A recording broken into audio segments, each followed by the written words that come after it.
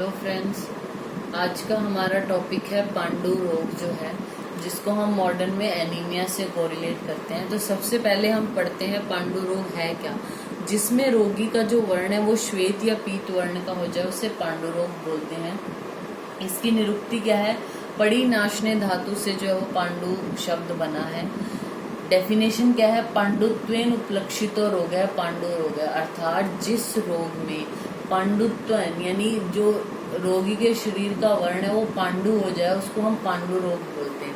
फिर उसके बाद आते हैं इसके निदान क्या है, पांडु रोग होता क्यों है। तो समशन, विषमाशन, विरुद्धाशन की वजह से, असात में आहार की वजह से, अम्ल, लवण, क्षार, अति उष्ण पदार्थों का सेवन करना, मिट्टी का सेवन करना, अति मद्य का सेवन करना, निष्पाव, मांस, तिल तेल आदि का प्रयोग, प्रमिताशन, दिवाशयन, वेगों को रोकना, क्राम, क्रोध, भय, शोक आदि की वजह से। यह निदान अर्थ का रोग क्या है, यानी किन रोगों के एज अ कॉम्प्लिकेशन ये हो रहा है, या और कौन और रोग हैं जो इसका निदान बनते हैं। जैसे रक्तपित्त है, अगर रक्तपित्त में जो रक्त है वो निकल रहा है बॉडी से, तो उसके निदान अर्थ का रोग क्या है, पांडु हो सकता है। विषम, ज्वर, ग्रहणी, रक्त प्रदर, रक्त अश, उनके जो वो एज अ कॉम्प्लिकेशन भी पांडु रोग हो सकता है। फिर उसके बाद आते हैं इसकी संप्राप्ति। संप्राप्ति के बारे में क्या बोला है आचार्य जो चरक है उन्होंने, समुदीर्ण यथा पित्तम हृदय समवस्थितम, यानी जो हृदय में स्थित पित्त है यानी जो साधक पित्त है वो बढ़ जाता है। वायुना बलिनाम क्षिप्तम यदा संप्राप्य धमनी दशम, वायु जो है वो बलवान हो जाती है और धमनियों को प्राप्त हो जाती है। प्रपन्नम केवलम देहम त्वग मास अंतराश्रम, यानी जो त्वचा है और मांस है उनके बीच में स्थित हो जाता है ये जो हमारा साधक पित्त है, और वहां जाके ये कफ, वात और रक्त इनको भी दूषित कर देता है। और जो त्वचा का वर्ण है वो पांडु, हरिद, हरितान वर्ण की त्वचा को कर देता है। ये हो गई इसकी संप्राप्ति, ठीक है। फिर उसके बाद आता है इसके जो भेद हैं पांडु के, वो आचार्य चरक बोलते हैं 5 प्रकार का होता है पांडु। 5 प्रकार कौन सा? वातज, पित्तज, कफज, सन्निपातज और मृतिका भक्षण, यानी मिट्टी खाने की वजह से। फिर जो आचार्य सुश्रुत है वो 4 प्रकार का बोलते हैं। उन्होंने मृतिका भक्षण जन्य नहीं बोला, उन्होंने वात, पित्त, कफ और सन्निपात की वजह से माना है। जो आचार्य वाग्भट है वो भी 5 तरह का मानते हैं, और जो आचार्य हारिद है उन्होंने 8 प्रकार का बताया, यानी 5 प्रकार तो जो आचार्य चरक है उनके अकॉर्डिंग, बाकी उन्होंने 3 एक्स्ट्रा हलीमक, पानकी और कामला, ये भी उन्होंने पांडु के ही भेद बताए हैं। फिर आता है जो पांडु है उसके पूर्व रूप क्या है, हृदय स्पंदनम रोक्षम, स्वेद अभाव श्रमस तथा, यानी हृदय में स्पंदन होना, रुक्षता का होना, स्वेद का अभाव होना और श्रम यानी थकावट जल्दी हो जाती है, ये पांडु के पूर्व रूप है। सामान्य लक्षण क्या है पांडु के? अल्प रक्त का होना, अल्प मेद हो जाना, नीसार हो जाना पेशेंट का, शिथिल इंद्रियां हो जाना, पांडु वर्ण का हो जाना, कर्ण में श्वेड यानी टिनिटस वाली कंडीशन होगी, ज्वर, श्वास, अक्षिकूट में शोथ, ये बहुत इंपॉर्टेंट लक्षण है। और पांडु का एक इम्पॉर्टेंट लक्षण है आयासम आरोहण, यानी जब पेशेंट आरोहण करता है, चलता है या किसी जैसे सीढ़ियां उस पर चढ़ता है, तो उसको जो है वो श्रम, थकावट बहुत जल्दी, आयास यानी थकावट हो जाती है, वो भी पांडु का एक मेन लक्षण है। बाकी फिर दोषानुसार है, जैसे अगर वातिक पांडु है तो उसमें शूल होगा, पांडु या कृष्ण वर्ण की त्वचा होगी, आस्य, वैरस्य, अनाह, बल, क्षय, कंप, अंगमर्द, तोद आदि का होना। पित्तज है तो पीतता और हरिद्रता होना, ज्वर, दाह, तृष्णा, बलमूत्र का पीला होना, शीतल द्रव्यों की कामना करता है पेशेंट, अति स्वेद का होना, कटुकास्यता, दुर्गंध।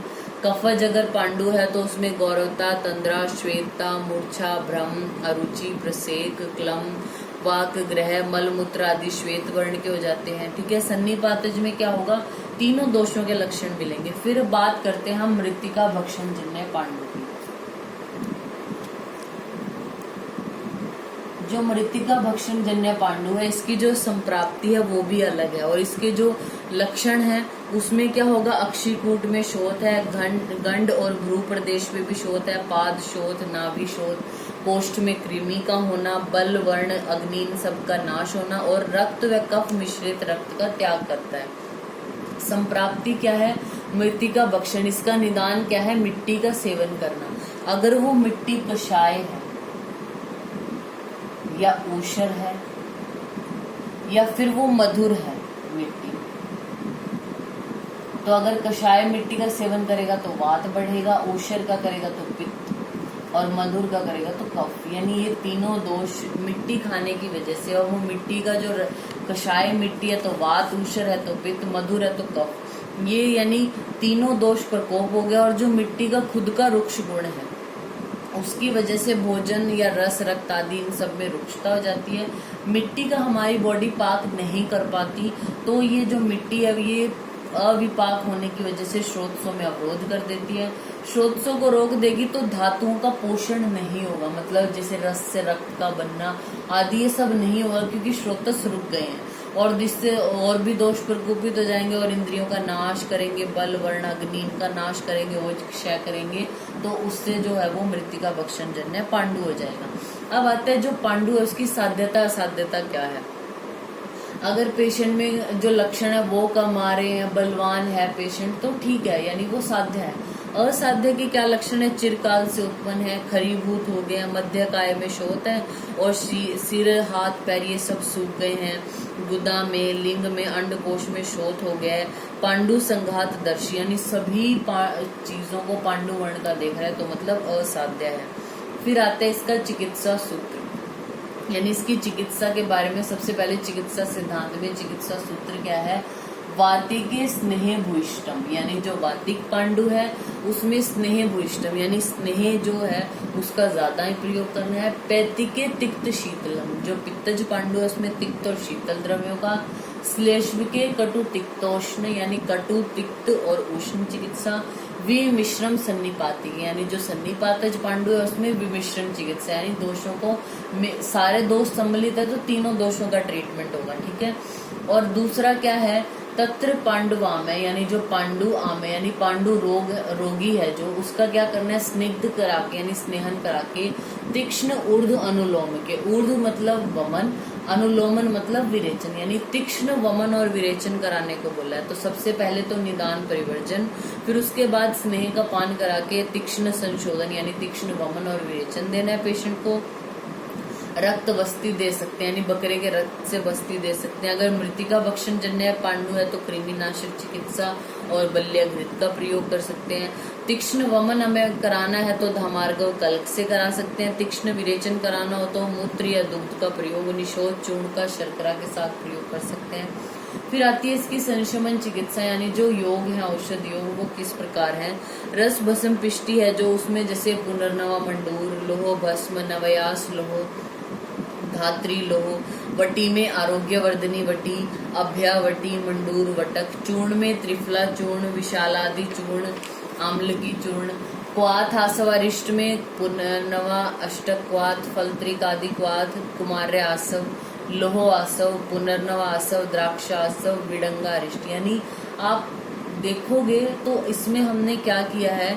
एक तो लोहो की जो बनी हुई चीजें वो ऐड की हैं, पुनर्नवा और धात्री यानी जो आम्लक है, ये इन तीन चीजों का प्रयोग कर रहे हैं। तो आप आसवारिष्ट है उसमें भी पुनर्नवा, लोहो है तो लोहो आसव, ठीक है।